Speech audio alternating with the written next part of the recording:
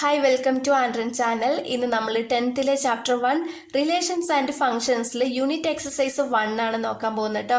അതിൽ 7th 1 നോക്കാം. Let A equal to set of 1, 2 and b equal to set of 1, 2, 3, 4. c equal to set of all 5, 6 and d equal to 5, 6, 7, 8. Verify whether a cross c is a subset of b cross d.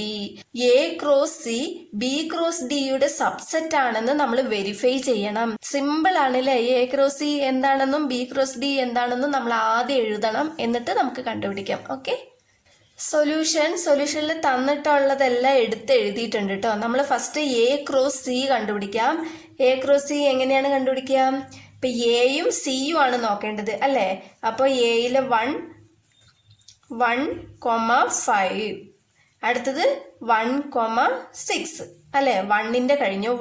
അടുത്തത് 2ന്റെ 2,5, 2,6 കേട്ടോ. Comma ഇവിടെയാണ് ഇടണ്ടേ, ഇവിടെയല്ല.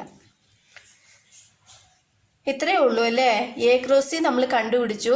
ഇനി അടുത്തത് B cross D ആണ് കണ്ടുപിടിക്കേണ്ടത് കേട്ടോ. അപ്പൊ B cross D equal to B cross D ഇതുമാണ്, ബിയും ഡിയും ആണ് നോക്കേണ്ടത് കേട്ടോ. അപ്പൊ 1 വെച്ചിട്ട് എല്ലാം. Okay, 1,5, 1,6, 1,7 and 1,8.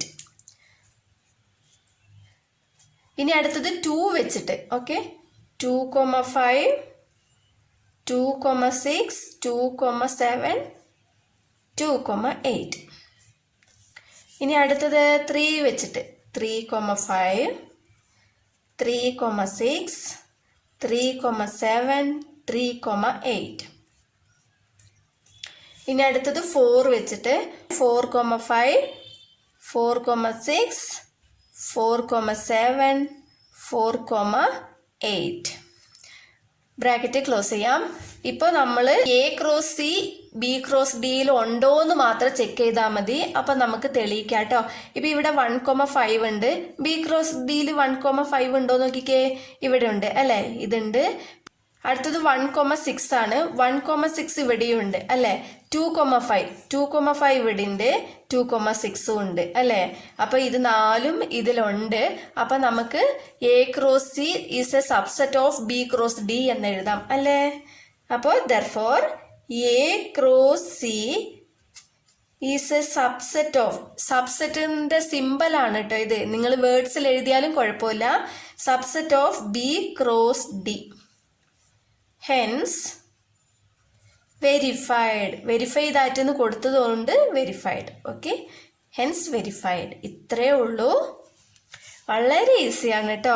മനസ്സിലായെന്ന് വിശ്വസിക്കുന്നു. വീഡിയോ ഇഷ്ടപ്പെട്ടാൽ ലൈക്ക് ചെയ്യാനും ഷെയർ ചെയ്യാനും സബ്സ്ക്രൈബ് ചെയ്യാനും മറക്കരുത്. താങ്ക്